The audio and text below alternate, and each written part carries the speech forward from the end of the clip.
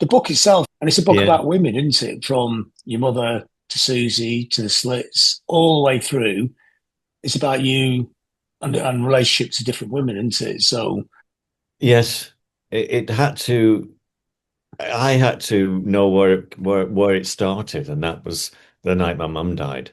I had to figure, well, that's when it all changed. That's when my world just, whatever I was going to do, suddenly, I don't know if I knew what I was going to do, but then I thought, now I know what I've got to do. First of all, I thought I had to stay where I was and look after my dad, but he had other, he nurtured and kind of carved another niche for it. And we didn't really know what to do as a family anymore. We just everybody kind of sort of really just dug in and thought, okay, now what? In fact, no, we didn't say now what. We just accepted something had happened, and I basically started the long run. You know? yeah, I mean, was it? I Mm. mean, it was music, wasn't it, that filled the gap initially. Right, initially it was 72, 1970, 71, 72. I was just asked to sum up the book in the title of a song. And it wasn't really the book or the song, but it was Spirit in the Sky, Norman Greenbaum. It could have been On the Road Again, Candide. It could there was something in both of those. They both got the same beat, the same kind of drone, and it was almost like a spiritual thing. And it was nothing to do with God. It was nothing to do with religion. It was just the words kind of I couldn't handle them, when I died, it lay me to rest. And I'm thinking, I can't even sing this or listen to it in company because they might get embarrassed at my predicament. Always making a kind of an excuse, always trying to hide the fact. So I never spoke about what happened, that night to anybody I met, certainly in St. Helens and then in Liverpool and certainly not in London. So that was the thing I carried sort of bottled in. And I think, you know, the women I met along the way, I don't know. I'm theorizing right this moment that it's almost like maybe you give off. It's like somebody like me who's a drinker goes into a bar and it's like you've got a light on the head that goes, I'm here. So remember me, end of the night, I'll be here. We'll have that last one together. And then we'll know we'll go to the lock-in afterwards. But it was a bit like that with the girls and the women who came into my life. I think I got two things that first of all, they were attracted to perhaps my need or something, or my understanding of growing up with my sister and things. But also, and then immediately followed by this guy's really like maybe desperate or something, and keep safe distance. I wasn't a womanizer because I felt empathy rather than desire. Desire was there, but it was like respect. That's the word I think. And I tried to have that respect enough, and it didn't sit well with a kind of lad brigade. Mm. Yeah. It's So, interesting, isn't it? Because mm, as your mother dies, and it's not like I suppose a cliche, a psychological cliche would be you're always looking for your mother, but you're not really, are they? I mean, all the women you hang around with, or when you no, go out with them or hang around with or play music with, are definitely not atypical or typical girls, are they? no, typical girls were that not the Slits, and of course that was the pun and the fun. Um, I was drawn to them. I'd met them before. I knew Palm Olive before I joined up with them. Um, we kind of hung out together, me and the Spitfire boys that were the Slits. Um, Harry was a kindred spirit and 16 or 17 and crazy. And Viv was just a stunning Jane Fonda, like person straight out of Barbarella some days. But like no time for messing around, no time for idiots, no time for fools. Don't insult me by your wolf whistle, or God forbid, touch me, because she just lamp. And Tessa was just like, just eat all, cool, says very little, plays the coolest bass lines. I Mm. was in a great spot, and it was just a funny. I look at it, it's just like a journey that you can't. If it was scripted, you go, come on, Liverpool, center of like the Pistols, the Clash, Banshees, Slits. It's like the nucleus almost. And then there's the ones that are further out. And I'm working with Glenn Matlock, who'd just been kicked out of the Pistols Yeah. by virtue of Clive Langer. It just seemed to be landing in the right places. And then it just so happened that Paul Cook had heard the Slits album. He was sharing a house with Banshees manager. Got the phone call, and it was just yes, okay, yeah. What do you want me? I mean, yeah, ostensibly it's about landing on your feet, but actually, if you look at the long story, it's not like that at all, is it? You're from St. Helens. It's not even Liverpool. I know it's only 10, 15 miles out of Liverpool, but that could be 100 miles, couldn't it? And Yeah. I mean, give us a sense of what that was like. I mean, in the 70s as well, I mean, pre-internet, when you're on the outside, you are very much on the outside, aren't you? And nobody played St. Helens, of course. Not many played Liverpool. You had the stadium, I think. You got Mott the Hoople and Hackensack. That's the one gig I saw. Liverpool Empire, I saw Barclay James Harvest, Lynyrd Skynyrd, and then Genesis. And that was on I think, Selling England by the Pound tour or something. Go back to St. Helens, there were like Bowie copyists on at the plaza. I can still remember the song they played. I've always remembered this song by this band who I've no idea who they were, but it's a pretty good song and it's a very good Bowie uh, Bowie-esque riff, and the lead singer was Bowie-like, but played a flute, kind of like John Anderson, not John Anderson. No, The Jethro Tull. Yeah, Ian Ian Anderson. Anderson, Yeah, yeah. yes, yes, yes. Both of them who figured rather largely in my pre-punk youth. Um, there were a couple of people trying to put bands together in the vein of, I don't know, uh, not the Eagles, but more Canned Heat crossed with War or something, or who's that other band? Steppenwolf or something like that. Um, I was interested, but I got more interested in art. And I mixed up with some older guys who'd been to college and come back to St. Helens, and they brought the Velvet Underground with them. And they'd sit around playing White Light, White Heat and Heroin and Waiting for the Man. And I'm going, where do you get this folk songs from? Because they're on acoustic guitar. And I'm going, this is great stuff. Do you do this? And they kind of, you know, reluctantly told me it wasn't theirs. And when I got to, I think it was either Liverpool or a day in Manchester, I found this little record store, and there it was in the window, White Light, White Heat. I was still into T-Rex, but and then in Liverpool, I think it was Transformer that I first heard. And everything was happening quickly then. So quick on the back of Kraftwerk arriving on the deck in Liverpool, we'd also got Street Hassle and Low, Heroes.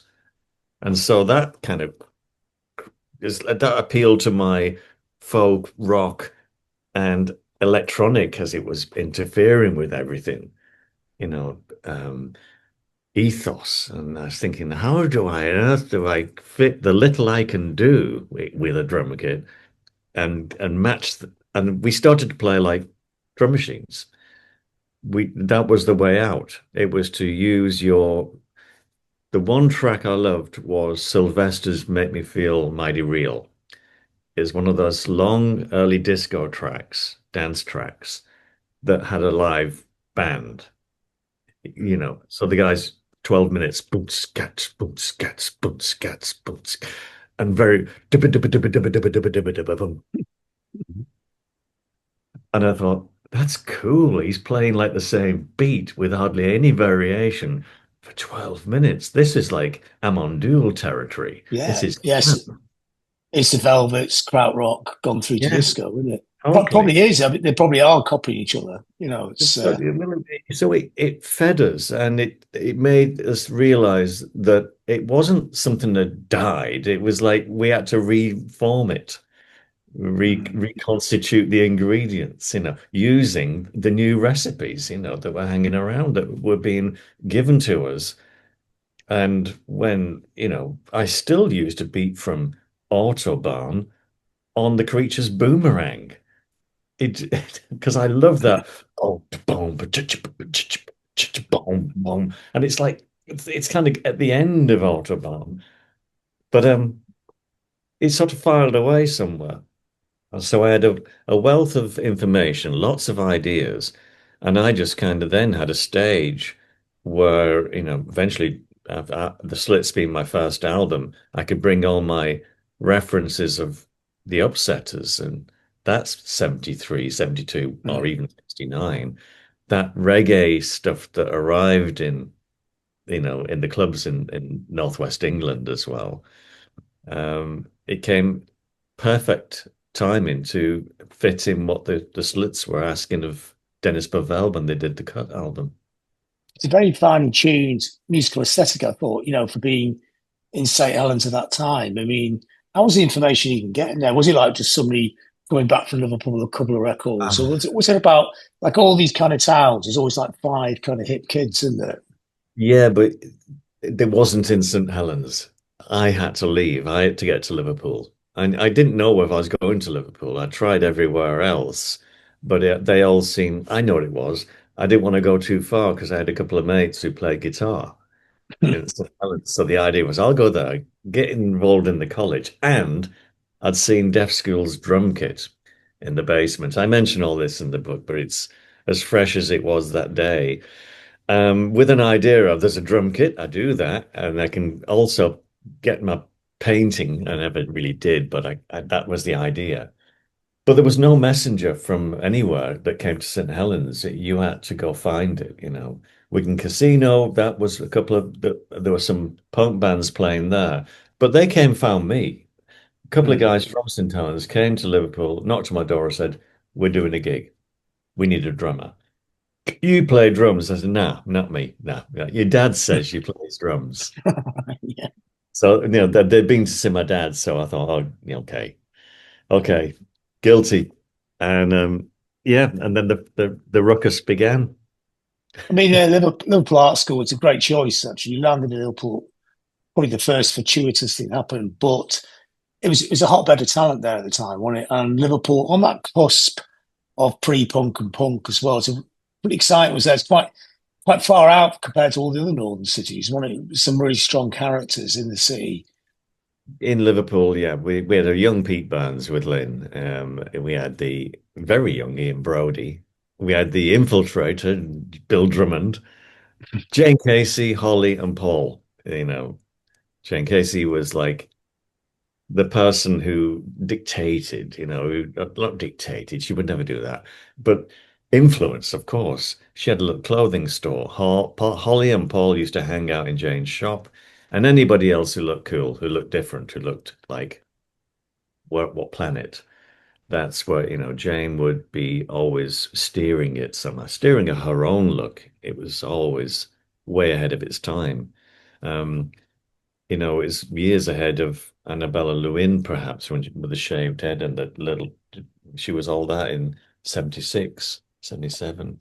And then it was the Before Queen, punk, yeah, yeah, it was yeah. Queen's Jubilee year. The Pistols came to town, the Clash came through Liverpool, the Jam, the Ramones, Talking Heads, Blondie, and it was like, what? We even knew the difference between Blondie and the Runaways and the Ramones and Talking Heads, and there was subtle differences. Devo, Split Ends. You could see like, oh, let's change our hairstyle and spray it and look weird, and kudos, guys. But it was already we were shifting incrementally faster than what the tabloids were feeding. Um, Wire were really pushing it out somewhere else in terms of Mm. adoption of what had gone before, what you could do with it now. XTC came blazing in, um, playing everything atonal, chordal, but with the most amazing drum beats and smart lyrics. Oh, he's a great drummer, Terry Chambers. Very Yeah, Chambers. I still marvel at making plans for Nigel. I finally got it the other day because the camera was really weird. And never met the guy. I met a really dear friend, and I've never met him before, but he's my mentor, and he's in the book, and it's Topper. Oh yeah, I saw that. It was great. It's quite heartwarming actually the way the Clash treated you on the tour when you're playing the Slits on the tour, and he actually took you under his wing a little bit, didn't he? Yeah, definitely Topper. The Clash were a bit distant. Mick and Paul were, you know, well, Mick was tied up with Viv, literally. Uh, that's, Paul was just, wow, image. I saw Paul Simon come down the stairs at Eric's, and I was going up the stairs, and I just saw this face carved out of stone with a wire brush hairdo, and I just thought, shit, are they playing tonight? Who are they? And it scared the life out of me, but cool. And Joe was just a gentleman, always door open, everybody welcome, They were filming Rude Boy on that tour, so it was a non-stop event, that Mhm. film as well. But how But lovely to Topper showed you how to tune your kit. He bought. Did he pay back? To give you a load of skins or a new kit or something. It was. it felt I might have got a little mixed up in they didn't shell out like the kit was okay. The tour was actually what gave me the money, the Slits I think we had the same management, but I got the kit refurbished so it would last the tour. And Topper just got it into shape with me. He sat down every Mm, sound check and then I just watched him. And that was the mm, biggest education. Proper. I always watched drummers, but I had the opportunity to watch somebody at the top of their game. Um, they were really ahead of where they were, if you like. Whatever their music was being, if it was like getting all the kind of football crowd almost mentality, it was much bigger and they were certainly off when they hit America. They were already up and running. mm. But hearing the story was they were too fast in a way. America had to catch up big time. Yeah, oh yeah, yeah. I mean, it's very fast forward in the UK in the late 70s. I Yeah. mean, backtracking to Liverpool as well. I mean, was the experience of art school important to you, or is it actually the Liverpool scene and Jane Casey and people like that? Is that where your education kind of lay, or was it a bit of both? It was those players really, It was Julian Cope was a mate, Ian, um, Blank, Ian, McCulloch. Yeah, yeah, The yeah. Bunnymen were like little lads in there. We were already kind of established, and they were kind of like, "Oh, big in Japan." Um, it was just so fast. We had no money, but so you just all you could do was like work. Yeah, and we had the facility. We were given the keys to the club with a sound system and a little stage, and we could put the proper lights on, and it stank and it was dirty and sticky. And if I didn't have my kit, I could borrow one because there's usually one in the corner from somebody else.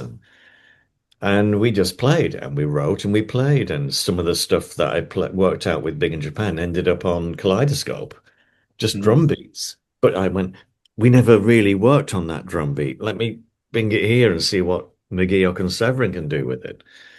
But it was really even let's say even the bitchiness and the banter, that was what drove you on as well. Everybody Yeah, I was having a mean, go at everybody else. You're rubbish. You say, yeah, I know, but I'm still doing more than you're doing. very Liverpool. Yeah.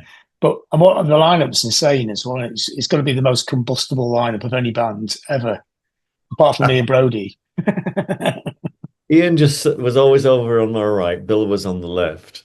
Holly would just oscillate with Jane. If Jane walked out, Holly would probably leave. Although eventually, and he got the bass, he was playing bass, and we worked quite a few things out. Ian would come in with like finished songs. Mm, He was the musician in waiting. Um, and I think there's even a picture of you can see Bill Drummond, Julian Cope, Ian Brody, and Pete Burns singing for the first time, mm. pre-Dead or Alive. And I'm actually on the drum kit, but you can't see me. You can see my elbow. Your Um, elbow's in history. yeah, I was doing a song by R. Dean Taylor called Ghost in My House. Oh, great song. Yeah.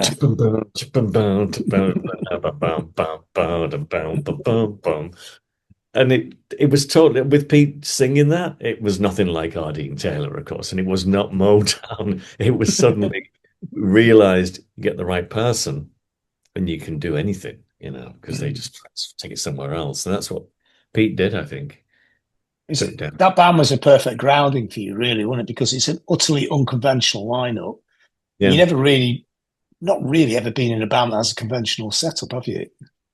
Well, I started to like in the cabaret bands and the kind of bluesy sort of northwest thing. And Mm. so my education through vinyl was rooted in the blues and prog rock. Um, what I also really warmed to was just the inventing your own thing, and that's what was happening. Nobody had any experience in bands. I was the one who'd rehearsed before, so I could tell the Spitfire boys how to routine a song because I'd done it with like having to learn all those Shadows songs from a dodgy cassette or a old piece of plastic. But I'd had that experience, and Bill had experience of theatre, and Jane had the experience of being shouted at in the street, all the time because the way she looked. Ian had experienced his bedroom, like writing songs.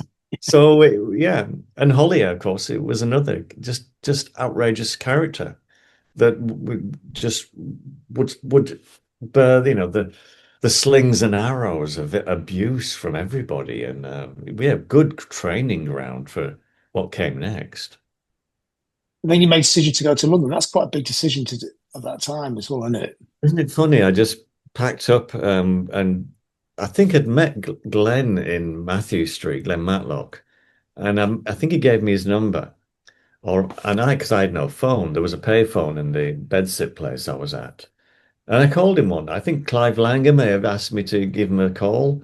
Clive Langer being the guitarist in Deaf School, who was at that point in London and beginning his production work. And first band was Madness, I think. He started working with Alan Winstanley. And so Clive prompted me, I think, but I'm making that bit up because I can't remember. And I think Glenn said, come down to London. I'm doing some demos or something. I need somebody just to bounce off. He didn't even say that much. I think we hit it off in the pub on Camden High Street or near Royal College Street. I was staying with Clive, and there's an Irish pub next door. And me, Clive, and Glenn was a mate of Clive's, and we just played pool and drank Guinness.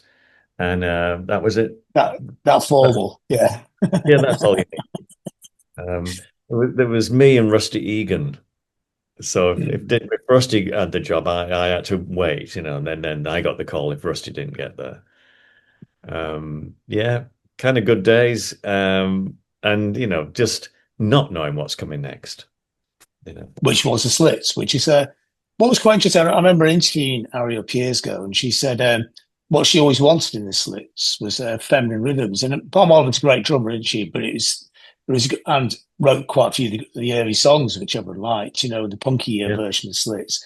But to get to the more feminine, dubby kind of version of Slits, they ironically ended up with a male drummer, which is not the plan, I imagine. Well, I was the honorary woman.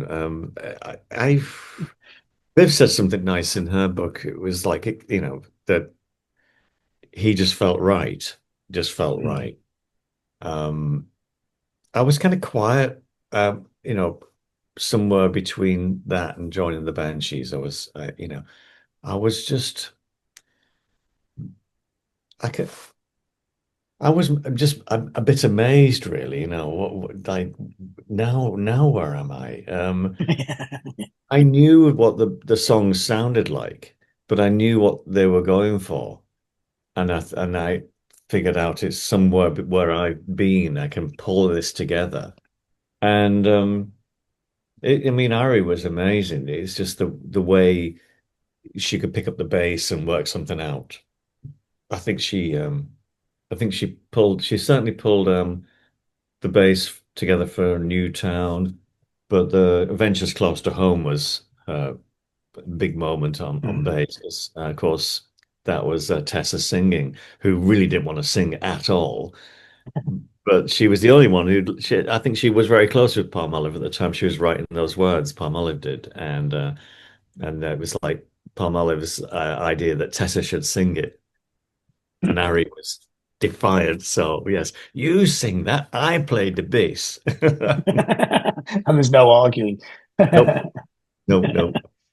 What's the dynamic like? It's quite an odd combination of people. There's quite an age range and quite different dynamic characters in different ways.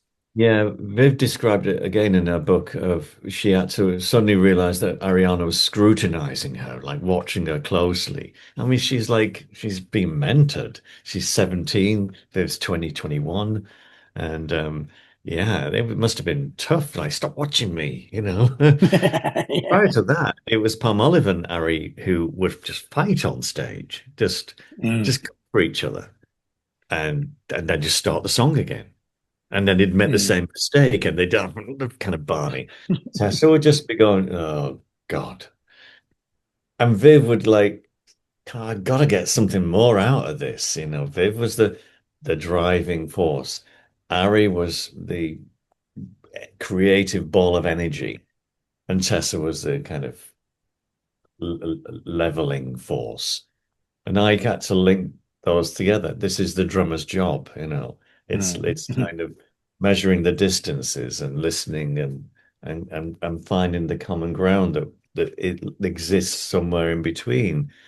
Um, the beats were very simple. They were far less frenetic. There was a lot, as you say, that kind of feminine rhythm, which I think came from the bass. I Mm. always, that's when I realized I thought the bass is sort of strapped here and it's like womb-like, and this vibration kind of comes out. And I'd played with Sarah Lee, who ended up playing with Robert Fripp and the League of Gentlemen. I knew Sarah from Polydor. I came later then, but I ended up playing with her in the Indigo Girls, which was another all-girl Mm. outfit. Mm.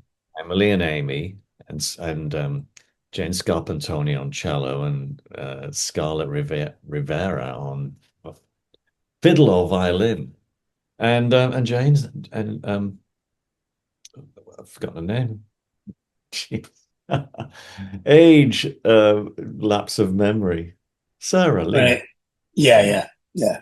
So, I mean, and also, I mean, what was it like to be the only male in a very female band? I mean, nowadays it's much more commonplace, not as commonplace as it should be, but then it was Yeah, actually quite a rarity, wasn't it? Is it there's just the same? Just the same as being any other band? no, it's very different. It is very different. Because both of those I mentioned, the two female band, female led, driven, written, were the Slits, and much later, for a brief spell, the Indigo Girls. I mean, Amy liked to rock out, you know, like get the guitar, come on, Budgie, hit him real hard. And Emily's kind of going, no, not so hard, no. And but really, there was a sensitivity, a sensitivity about, and there was also both had another thing in common was they had to prove themselves way more than guys in a band. Amy and Emily had to know the frequency range of the guitar and the feedback and the acoustics and how, and to call to the sound guy saying, yeah, not bad, but a bit more of, you know, name that frequency. And then it was like, shit, right, they know what they're doing. And I Mm, sense that with Ari and Viv and Tessa, it was like similar, but in a very different approach to that. You know, it was like, don't presume you think who you know who we are or what kind of. I think Ireland made that presumption that they would be um, could be the Go-Go's or the Bangles or you know we will mold them into sort of I don't know. So they were strong women and they were also very feminine. Yeah, mm, isn't that strange? And yet there's, you know, and also the other, the attraction pushed right into the gay community as well. So there was a lot of, certainly with Siouxsie, a lot of gay following. mm. Yeah, because it's kind of changing all the roles. of the Yeah, sexes, which is part of punk, which often gets overlooked as well, isn't it? very much in terms of how you can be and how you can present yourself, because the rules are all off. There was no rules. So Mm. yeah, I mean, for you, you could play like John Bonham, but you didn't have to be John Bonham to play like John Bonham. correct. I didn't know what it was like, of course, but I've since seen enough interviews. There's a lovely early interview with Bonham and Plant, or Plant, and they're both really well spoken. And John Bonham's talking ever so correctly. Well, I think with Led Zeppelin, I we do believe we have a good shot and a good chance at Yeah. making a thing out of this. I mean, me, Robert and I, and then later it's like bloody punks, but they don't know what they're doing. It's like kind of he's like the hard drinking big guy. And I don't Yeah. think it's that at all. It just he he'd done what a lot of drummers tend to do is adopt the role they're expected to Mm, play, the kind of genial joker. mm. Think But of punk Keith. broke that mold up, didn't it? So, well, it's good creativity because it brings different people onto the drum stool as well, doesn't it? True. Yeah. Yeah. I think some of my favorites were people like whoever played drums on uh Son of Sam by the Chair. It was like a moment in time. It was like so bad. It was great. It was almost like a reverse back to the beginnings of like Eater or something, punk. Um, but I was also a big fan of John Mayer with Buzzcocks. Oh, I brilliant drummer. Again, it's probably same age as you and learning, like you, learning on the hoof as he went along. I mean, is he 16 on the Spiral Scratch or something? He'd only I've been drumming about 4 weeks. Yeah, it looks, but it's just fast hands. Um, Premier drum kit, paste cymbals, exactly similar setup to just he's just left us. Blondie's drummer, Clem Burke. Mm, Very fast, fast fills, quite different. Clem comes at it with a much more a bigger knowledge of pop music, whereas John and Buzzcocks are inventing a new pop music in a mm. different kitchen, right? Yeah, yeah. Perfectly Yeah. put, actually. Yeah. Would you be listening to all your contemporaries like this? Just see, not necessarily copying them, but just seeing whether how you correct with or against. Definitely, but the Buzzcocks, because Spiral Scratch was right there. And if anybody else had released anything, it was so almost the first. And we'd had the Pistols' first record, but it was already kind of there was more. It's more to do with the Pistols than the song in a way. The Buzzcocks were making music that was very different. Um, Everybody, as quite a few people were into The Fall in Manchester. Um, there were other bands that kind of came up through pub rock who were also kind of like cute, like Rugulator or something, I remember. And then Johnny Kidd and the Pirates without Johnny Kidd, just the Oh Pirates. yeah, They came yeah, back for a brief moment. That was the weirdest gig at Eric's was like these big blokes with mustache and stripy black and white tights on. And like you yeah. just go, I'm not going to say anything. They're great because they're huge. The drummer was a murderer. And anyway, it was just um there were the things like who came up for me next, really. I think it would have been Wire, but also uh, I mentioned XTC already. So, that yes, there were things that were contemporary that you were listening into. I mean, I love the drums on Lou Reed's Street Hassle because I just never heard drums fade in. I mentioned that I wanted to fade into the Banshees, like the drums come in on, we're going to have a real good time together on Street Mm, Hassle. It was kind of, and that whole string driven Street Hassle uh, quartet, that it was like a classical piece. Lou Reed was really at some other place at that point. mm, Um, mm. yeah, I mean, so back to your drumming career. So you do the Slits album, record it in a very posh studio. So it's already in a not a place you thought this is ever going to end up. And then towards the end of the album, it seems like on a spur of the moment, you decide to just leave the band and just always moving, never static.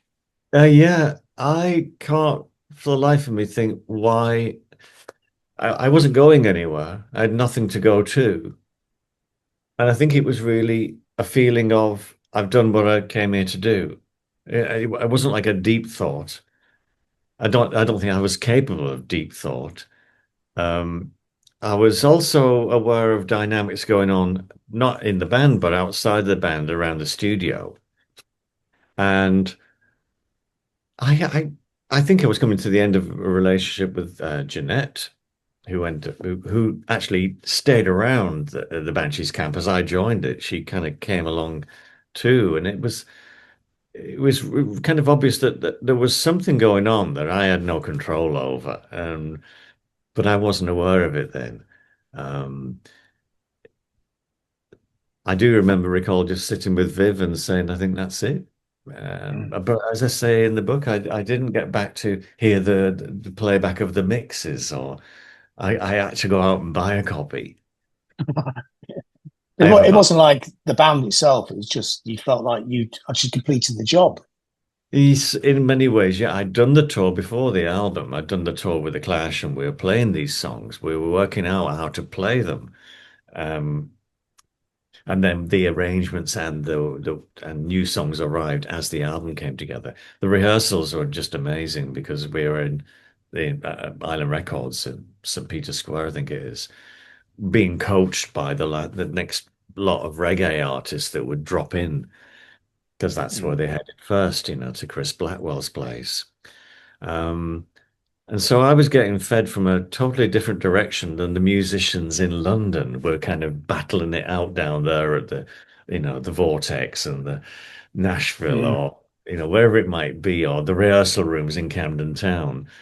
And I was like in this other sort of parallel universe, which is in that certainly in what was going on with Rock Against Racism and the Notting Hill Carnival. These they were butting up against each other. Black kids were kind of as displaced as white kids. It was a common energy, really, to be like going, fuck off to everything.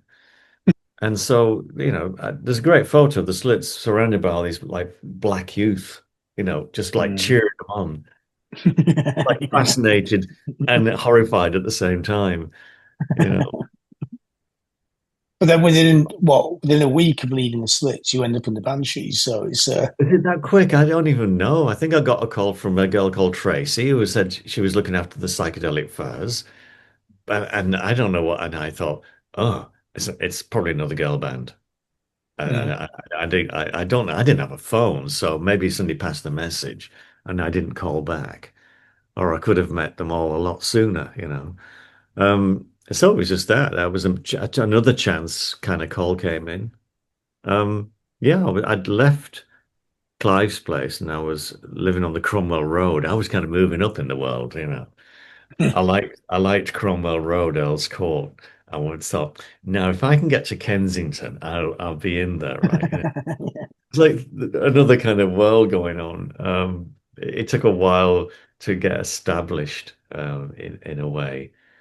I used to walk a lot around London, and I've just been down to London again because I'm here back in the UK. And yes, it's changed beyond recognition, but there's a vibe and a feel that I still remember from when I had to walk from Covent Garden back to Earl's Court. Mm. Mm. And that wasn't because I couldn't afford the transport. It was because I didn't want to spend good drinking money. Yeah, that was your other, I guess, your clutch at the time, wasn't it? Oh, That's it was it filling, was filling building up in. underneath. Yeah. These things were building together. There was I was getting moving on. The booze was following me in a way that I didn't realize. I knew it was already an issue in Liverpool because it put me in some dangerous and unsavory places and experiences that I didn't take heed from. I didn't go like, ah, that's because you were like, you had like you were drunk, few too many in the wrong place. I just thought, rakes progress. That's what happens. But Mm. I didn't Yeah, really, you're right about this in the book, don't you? Yeah. yeah, I didn't learn from any of that. I just thought, okay, well, put that one down to experience and carry on. And then it kind of tapered off. I had to kind of get my act together in many ways. But everybody else, if I was the only one drinking, I don't think it'd have been tolerated. There was not the Slits were not drinkers.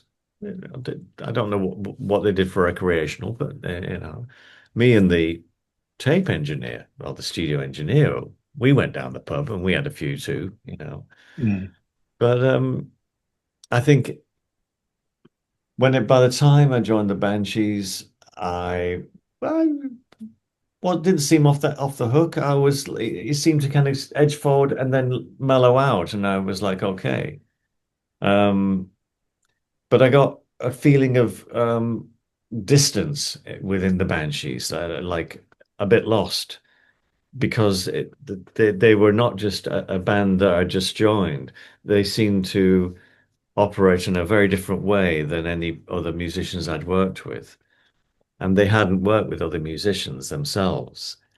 So perhaps it was mutual in terms of they didn't really know what it should look like. They just knew what they didn't want it to look like. Mm. And that's Siouxsie and Severin I'm talking about. When John McGeoch arrived, I knew what John was about because he'd been in other bands. He'd been in Magazine, for instance, but he'd also been playing a long time, from probably the same time I'd been playing, with influences of Jimi Hendrix and rock and stuff like that. We didn't bring that to the table, but we brought the experience with us. Mm. And I think that's really changed the game for Steve and Siouxsie.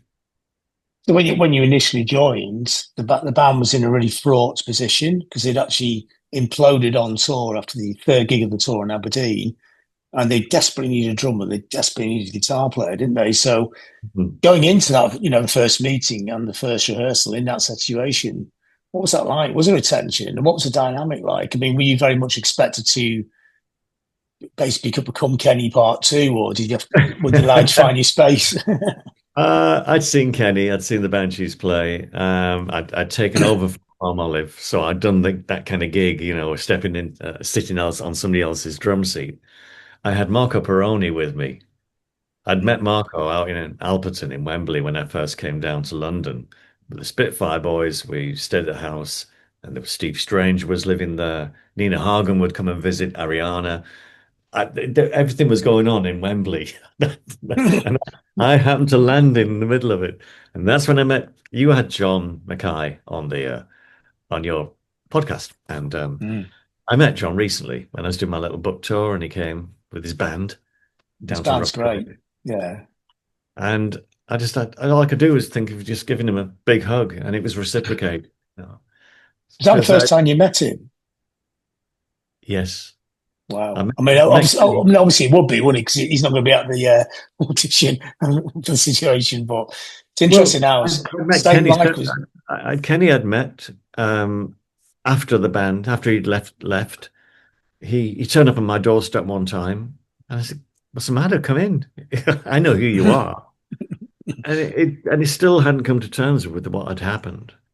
Mm. For years afterwards, I'd still get calls from Kenny.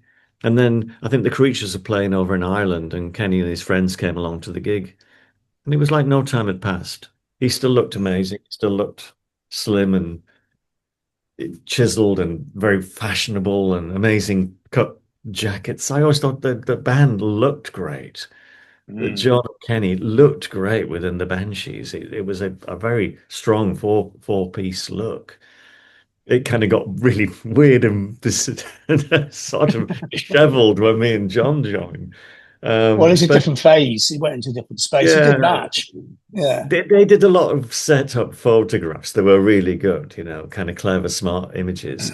What happened when we were gigging a lot, which is around the time of Kaleidoscope into Juju, it was like I started wearing the dance tights like the pirates I mentioned. I'd go down Yeah. to Covent Garden and go in the dance centre and thought, "Ooh, those pink and blue ones they're lovely," and this long t-shirt on, and it just looked rubbish in photographs. You look like you were dressed to go in a Christmas pantomime or something. I didn't know that, but I didn't care either because Filthy Animal Taylor in Motorhead, me and him wore dance tights and we had sweaty asses to prove it. But so I was in the right club and we had the Motorhead crew to back us up. So we Yeah. shared crew and drivers and stuff with Motorhead. But yeah, it didn't make for the best look, especially when we said, "Oh, could you not photograph below the waist?" Which was a gentleman by the name of Tom Sheehan, I who know Tom. Yeah. Tom was, I Yeah. think he was working with sounds like his mate. And we always got all the knees and legs and weird footwear because Tom never cropped his photos. Um, it was like you just I don't know. It was I wouldn't say there were no rules. It was just sometimes there's no time to think. It Mm. was working all moving very, very quickly. When I joined the Banshees, they yes, they were already hemorrhaging money and the tour picked up, but also the band's career stalled. And because when everybody like XTC, not XTC, X-Ray Specs and The Clash were already in New York and playing America, that Join Hands tour that I joined up with the Cure as support, and eventually Robert Smith doubling up on guitar, because we never did find the replacement for John Mackay at that first Mm. outing. Um, that tour was supposed to go to America, but I think at that point, I think Polydor America had refused the option or said we can't put out Join Hands. Either there's no single or we just don't like it. It's not for us. Who is this band? And so nothing happened. We didn't go to America, and everybody was slowly making the mark there. We had to wait until after, probably Juju. So a Mm. Kaleidoscope came along, and then Juju, and then A Kiss in the Dream House. But Juju, I think, is when we got a distribution deal in America. And so we didn't have a lot of money thrown at us, but we just toured. We got on a bus and we just drove and toured, and probably two, sometimes three times in the same year. Yeah. Yeah. So you actually, unlike all the other bands, you actually did the legwork. This is suddenly it was a different league. Yeah. I knew that Mm. when I was playing with the Banshees and we turned up at the Liverpool Empire. And on the strength of, I suppose, Hong Kong Garden having been in the charts, it was probably the first time they'd played that size of venue in Liverpool. And that's where I saw Genesis, and Lynyrd Skynyrd. Mm. Suddenly I'm backstage and like we finished the gig, come down the stairs. I'm still like throwing the towel around me and soaking. And there's police out the side of the stage door, and our van has got the doors open. There are crowds thronging up the side street, screaming girls and boys, and I'm going like, we're in the Osmonds. Well, yeah, you don't think that band would end up in that world. That's bizarre, isn't it? It's just what happened. You were elevated to that sort of status, like Siouxsie was, or it was like that was where it was at, and we still hadn't been to America. I don't think, we might have been, but we were Mm. still like little clubs in America. Three nights at the Whiskey in LA, and Mm. that's our Mm. first gigs there. And I mean, so the what's Empire. what's the Hmm. dynamic in the band? I mean, it's I get the feeling for in the book initially, like Siouxsie, I mean, not unfriendly, but slightly aloof, and Severin as well. I mean, it's their band, wasn't it? So it seems Yeah, like a lot of tears to navigate. very guarded, very guarded, very. I don't think ever really, but there were moments, of course, of craziness and madness and fun and almost slapstick. Robert really loosened the band up when he came along because I Mm. think Severin loosened up. I think he and Robert became, were very good buddies, and of course they put the glove together and did it musically as well as Siouxsie and I did with the Creatures. Um, but John was like a different league, and he moved in different circles. He had his Scottish mates with, you know, the Skids and Richard Jobson, and even though Severin was a good mate of Richard Jobson as well, there was a kind of Scottish contingent, and I think Siouxsie was always separate from the boys, Mm. you know, whichever configuration it might have been. And I somehow adopted the role of on tour, I'd be kind of the gopher, you know, the one who'd make sure she was okay. And yet I was probably the worst influence as well. You know, Budgie staying up drinking, I am. So I had to pretend I wasn't, you know. Um, I don't know. It started very I can't say the word innocently, but there wasn't a plan. There wasn't a ski. I didn't have a I know how I'll get into this under the skin of, you know.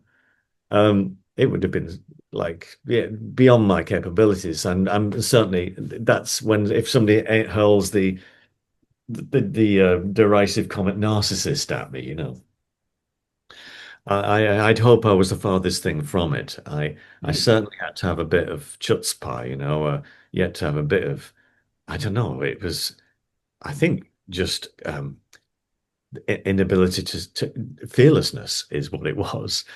I wasn't ultra confident, and actually, I my confidence kind of waned because what I was couldn't sustain me through the development of what became a much more established band. Mm.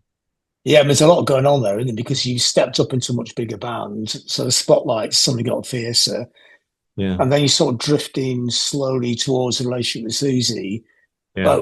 but by accident as well, isn't it? So it's and there's a By lot of band virtue, dynamics playing out here as well because I her and managed to Severin tell would by the be. roadside, Susie's, you know, second lover within the band. He Mm, joined band, made the band with Severin as a that's boyfriend, Neil's. Yeah. and then Nils was brought in as management, and then Mm. Nils and Susie became an item. So it's only recently pointed out to me, you walked into the middle. It's like an ambush. There's Susie, there's your goal, you know, you're hi, and you got the Indians either side, you know, Severin and Stevenson. Um, I mean, I never saw that. how did this all play out? How do you cope with all this? There's a lot of I hid a lot. tensions there. Yeah. Yeah, I that's ran like in the around. book. Yeah, Yeah. it seemed like I don't know how you managed to do it. No, no. In fact, it's funny. But in the interview you did with John Mackay, you know, John says it was all Nils's fault. And I see now. It's very clear how our memory of an event is. It's just depends which way you were looking at Mm, the time. It's like one of those mm. films you see of a young man rushing to push an old lady, and you think, look, he's about to mug her. And then you see the piano hit the pavement where she was Yeah, standing. yeah. Um, it's a bit like that memory, and I could see that John and Kenny, I imagine as well, and there must be an element of what was happening that felt the need. We don't belong here, maybe, or we have to stand up for something that we believe in. And yet, I think that maybe after that, there was such a feeling of maybe they didn't like them. Maybe they did feel it was pulling in different directions. And when I was there, it suddenly was relaxed. And Nils was really welcoming and felt like good buddy. But there was a kind of another uh, another string to his bow. There was a kind of more I don't know. It wasn't cunning. It was just that a kind of London way of yep, that's fine. Let's just kind of move everything this way. And this is like I never really felt I had the full story. And so I thought if I stick close, and that's maybe there wasn't, I say, an ulterior motive, but I felt safest perhaps in Susie's company because I felt that she didn't really entertain the idea of being Susie superstar. Mm. It Which is wasn't some interesting because it seems like in Neil's head, he set the band up as you mentioned the book as Siouxsie and the Banshees. Yeah, yeah, and Severin would be kind of no, it's Siouxsie and the Banshees. It is that, but it's not Siouxsie and. It's yeah, it's four words. Mm. We got on top of the pops, and Siouxsie was flashing in neon. It was like, no, we're not going on in front of that. And Mm. and really, you kind of go, they just made the effort. They might not be correct, but like, let's face it, she's like Debbie Harry in front of Blondie, and everybody's going, no, that's Blondie. It's not the band, it's her. Yeah, There yeah. was an element of that which I think Susie the Banshees resisted, of course, but it wasn't necessary, I don't think, in hindsight. Mm. We would have had a swifter passage to create more havoc if that was what was in mind. You know, it's a bit like, yeah, the Trojan horse, get it, get in there But first. but it seems like you were very aware of the dynamics when the relationship started as well. It's like climbing out of hotel rooms and the cab thing as well. You have to pretend you're not even in the Yeah, I'm cab. not sure if that was just insanity or whether I was really protecting everybody else's interests, or was I protecting Susie's role within the band, as you know, presumed it to be. Was it really that I didn't want to upset, maybe if that was even possible, Severin and the tightness of the lyricists, um, not not just do the assumed thing. I also, in myself, hated it when girlfriends tagged along to whatever function, say, not necessarily just guys, but the people who are working together can do without distraction of domesticity. Mm. I'd somewhere where always thought to be an artist or a musician, you had to kind of get rid of all that stuff. Hence the running away from it and not really settling down. And But yet you're actually desire, running towards it now. yes, desiring it and running away. Lo and behold, you're back into it whilst you're going away from it. Going, no, oh, hello, you're the But singer in the band. Ah, I get it. I get it. did it become a world within a world then? Yes, Like a very much. refuge for both of you? Because you both, I mean, she had it quite difficult bringing as well, didn't she, with her family? And yours, that, I mean, I mean, the family's close, but it obviously didn't end well, did it, with your mother dying and things? So, Yeah, it splits you. It kind of did mm, whatever it did to Susie's father dying at the same. I mean, it's almost like a mirror. Susie had older brother, older sister. Their age differences were mine to my older brother and older sister. Um, and my mum and her father died at a similar time in Susie in my life. So the way it affected them, and I kind of, you know, should I go into that and say what it was like for me in that situation? Because it was so different to my family situation. My family was quiet. Her family was loud. My family didn't speak about it. Her family, dad seemed to still be there. I mentioned that in the book. He just appeared in front of me. And I put myself back in the room and I thought, there's Maurice, who I'd never met. But he's not actually there. He's not even a vision. It's just his presence is so huge.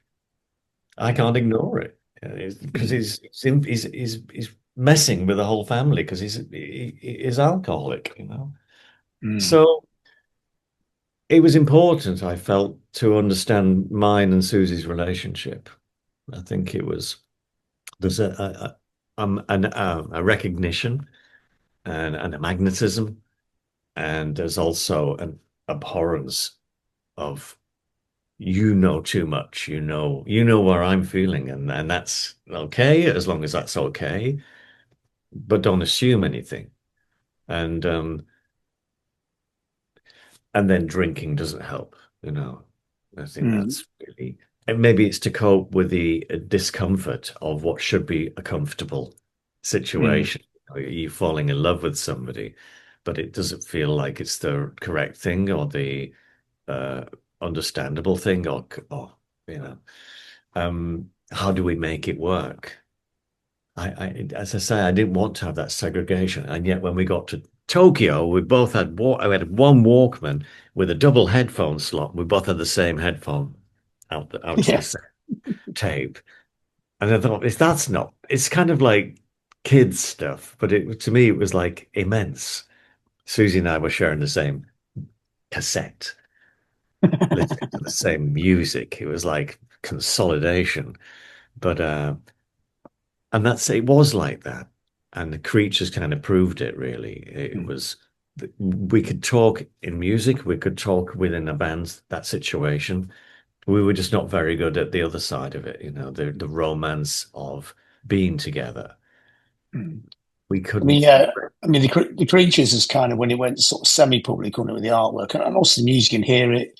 It's pretty obvious now looking back, isn't it? But I mean, that was Yeah, but accidental as well in a sense, yeah, wasn't it? we didn't do it to say we are now a couple. And the Mm. photographs were very much like kind of our love of Man Ray's photographs, and and there's a British photographer whose name escapes me right now. It's like Eric Gill, I think, or something like. No, Eric Gill's the composer guy. He did a lot of these Silvertone black and white photographs. Yeah, I We know. just thought Yeah. they were amazing. And that so we then the ridiculous shower scene, if you like, Hitchcock eat your heart out. We know in the Mm. Newcastle City Centre Hotel where they're like a hose pipe and a broken shower head, and it was just comic. It was comic, and yet it was a little play where we were able to enact. Mm. We knew it was going to put people's nose out of joint, probably in our camp, but it was also going to draw attention that Susie had never really allowed to happen to her, or Nils hadn't allowed it to happen to her, or Severin may have put his foot down. Well, she allowed that to happen and said, "Yep, my stamp of approval." Well, what could anybody do, you know? Um, Mm. and then it all goes away. And we're back in the Banshees and everything resumes until 10 years later. I mean, did you find any kind of normality? I mean, it's hard to find a normality in the madness of touring in a band anyway, isn't it? But in Yeah. that situation, because there's so many layers going on here, and there. I wonder if you ever really, if the Banshees were not working, Susie and I would be working together on whatever was coming next. We never went home to anybody else. Mm. We never left the band. And of course, when the band was Creatures, we just never stopped. Um, so there was nothing to gauge it against. I didn't have a benchmark going, okay, this is getting a bit strange. It just seemed normal. That it was must have been infuriating for Severin because we would, I think by the time we got to France, I'd stopped drinking. I eventually did before the band had stopped. But we just be drinking and planning out some ridiculous future of what the tour would be or what should do next, and forget we hadn't told anybody else. Just come and go like, hey, here's the idea. I think I'm like, what? So yes, we Was there might. a point where you could drop the guard with each other as well? Or were you still Budgie and Susie and the Banshees, not, Susan and Uh, Peter? it was a fine line that we could easily cross over.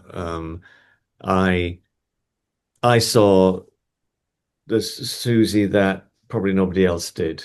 I remember Anton Corbin saying to me, "Only you could have taken that photograph." I went, and he's not saying you're a brilliant photographer. Well, he might be, but Anton knows his stuff. And Mm. what he noticed was that Susie had let the guard down, and it wasn't that I was the person who maybe I did. She felt safe, but it's not the persona she would allow the photographer to capture. Mm. As Anton tried his best, like, can you two get naked? And we go like, no. And then like we did, but it was like a back shot and it became the cover of the album. And it was just discovery time. but that was it. I think that's when I realized there was something. God, it sounds like I didn't realize. Of course, I knew, but it was pointed out to me. It was described in a way that, ah, I see. Even though I don't realize it, I'm already in. We are in a relationship that is just so different.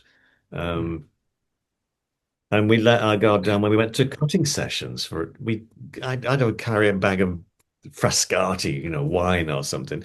And poor Kevin Metcalf down at Olympic cutting rooms or townhouse, wherever it was. I used to think, oh God, he's saying, here comes Budgie and Siouxsie, and they're going to be drinking all night, and I'm trying to work. But he just got on with his work, and we just enjoyed the atmosphere of enjoying the music, hearing how the album was coming together, because it wasn't usually the album. And there was only usually, sometimes Severin would come down, but usually just me and Siouxsie. And Mm. that was like special time, very much to do with the music But and with it, fun. but with this kind of, I guess, with the tension of the situation, and also because the band never stops working, really. I mean, takes Yeah. time out, but it comes back again. I mean, of all the bands in that period, the Banshees had the longest longevity. Is this all kind of piling on the pressure in the marriage as well? Um, I think what it's doing is it's extending the time where we don't do anything else. It's Mhm. extending the no downtime, no time out. Um, I think there are many points looking back where we could have and should have said, let's all just take a break. Certainly around John McGeoch.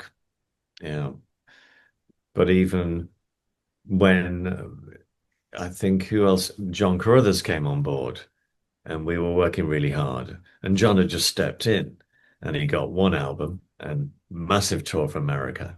And his first gig was at Brixton Academy. It's huge. Yeah, I Mm. think his words were, "I am crapping myself." Uh, Yeah. so full circle, I'm back in touch with friends from back that time, people I never spoke to, like Topper. I met up with Viv again, not recently, but when she was on her book tour. Um, John Carruthers, we just exchanged texts and little photos and things, just because we have a mutual friend who's kind of joined the years. And it's all okay. It's okay. It's 20 years since Siouxsie and I last performed together. And a lot's happened in my life, since then. Um, I don't know how it is for them. I don't know where they're at. What I've not eavesdropped or trolled. I just know she played, on the same bill with Iggy Pop. Was it last year or the year before? I think it was 2 years ago now. Um, and had it not ended, I was going to say I think, but I could say I fear we would still be in it, and I don't think it was going to get any better anytime soon. My take on it and my situation. Yeah. Too much intensity, both sides. And too much, what's the word? I wouldn't say not fulfilled, but too difficult. Because the world we'd inhabited was changing. It wasn't recognizable anymore. You didn't couldn't just. We did a Creatures album, but we couldn't give it away. Mm. The first one after the band had stopped. Not so the first one. Yes, it was Anima Animus, so it would be the next one in line. Another 10 years had elapsed. Only the band had stopped, and the contract had ended.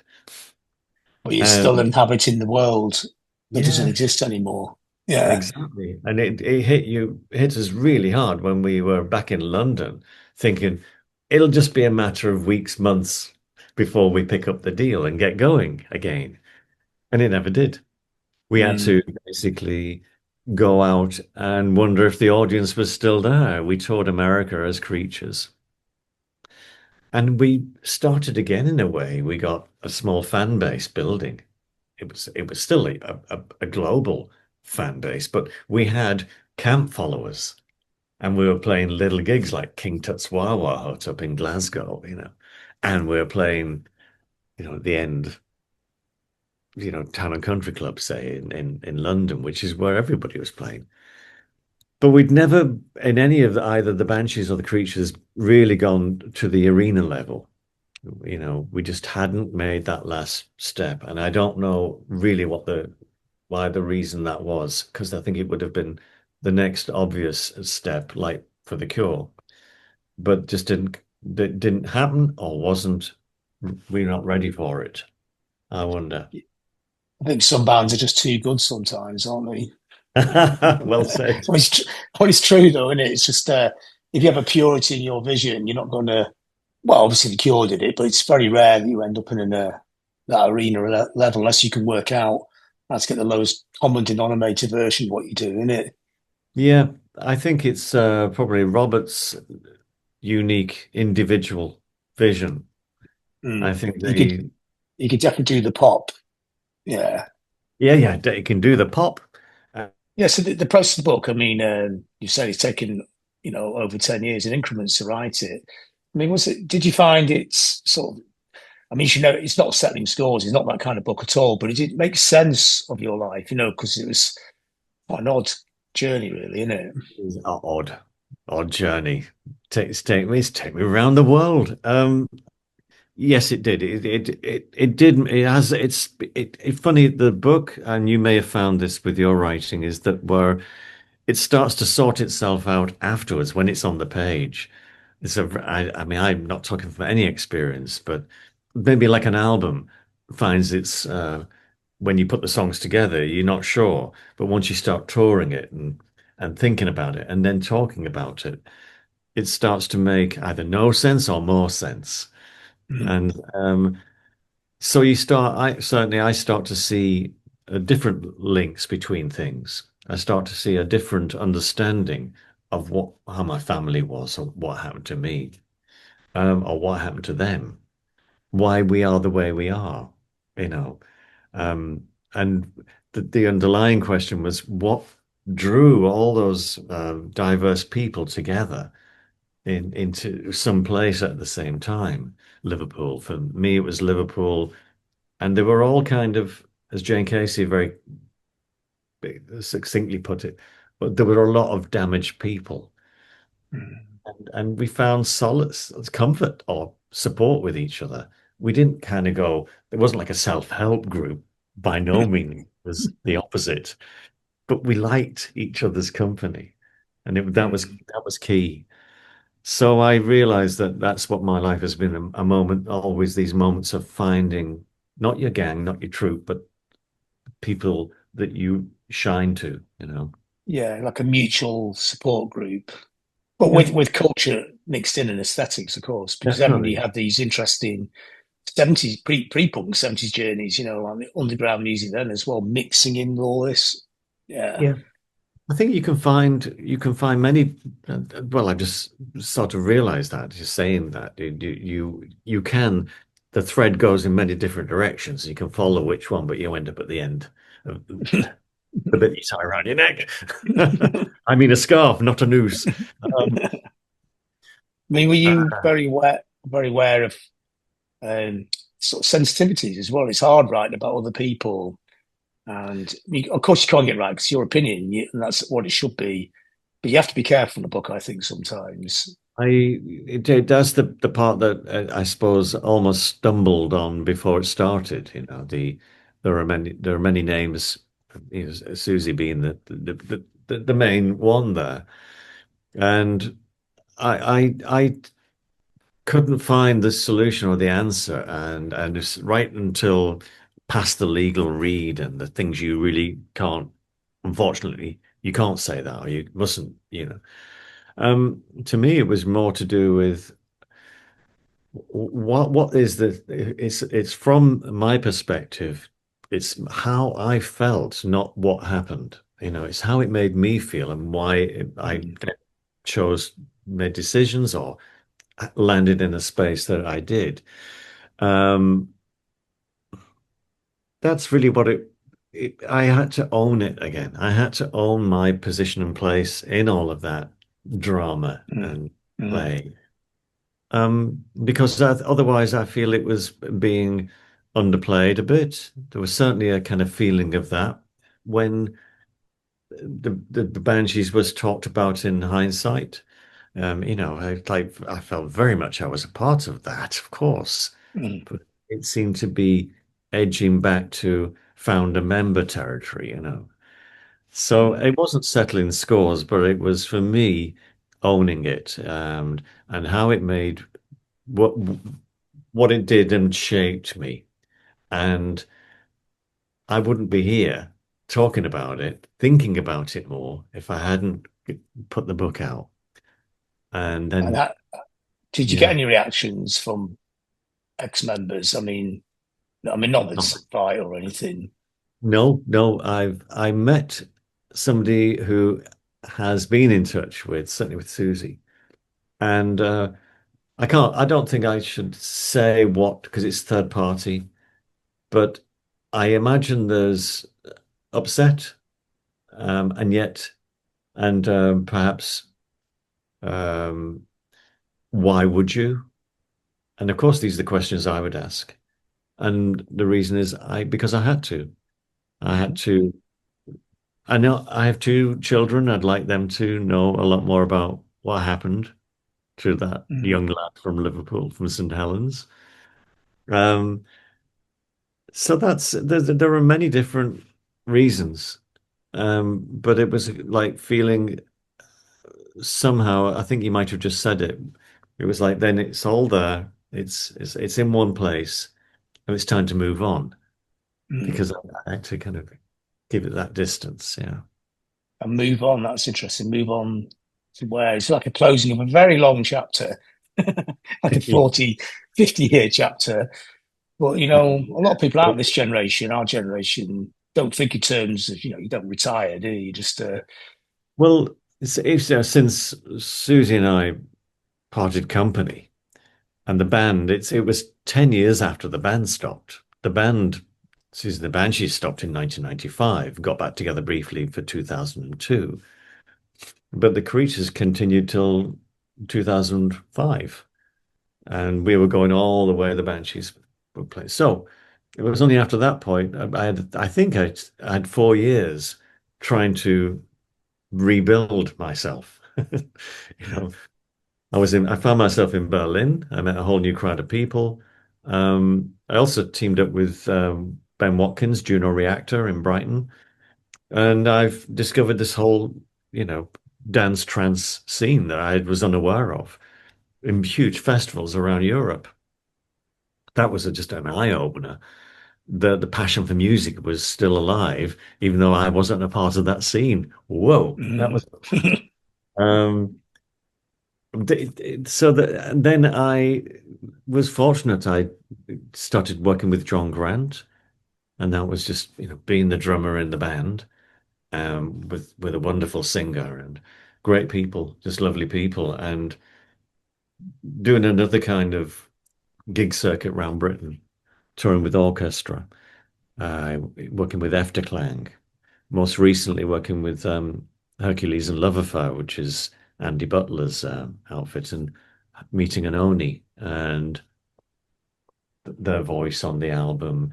And then we toured and we played gigs in Sarajevo, and then in Sarajevo I went to a little gallery and there was the history of punk in Sarajevo. Mm. Mm. Oh, it doesn't get weirder than this. So There's in a minaret way, calling, and there's the little yeah, museum of fanzines.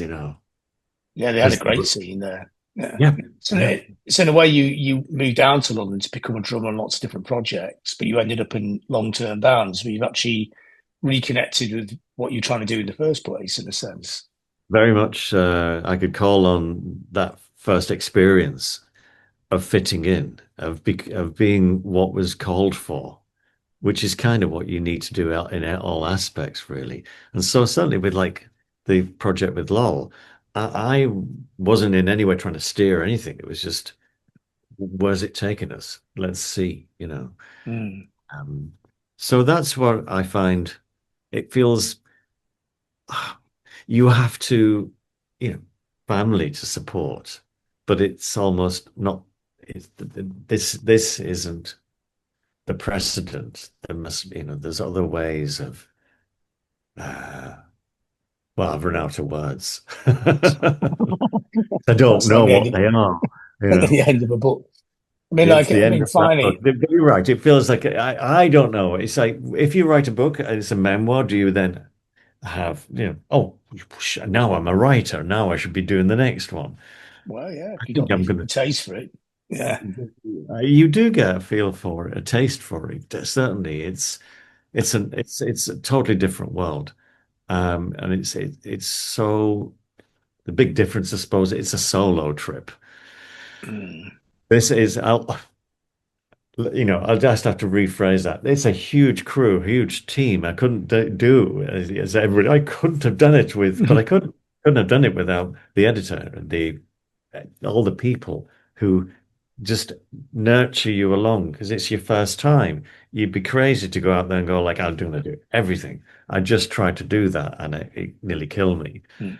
Mm. Um, so I'm much more, what's the word? Maybe a little more humble, hands off, something like that.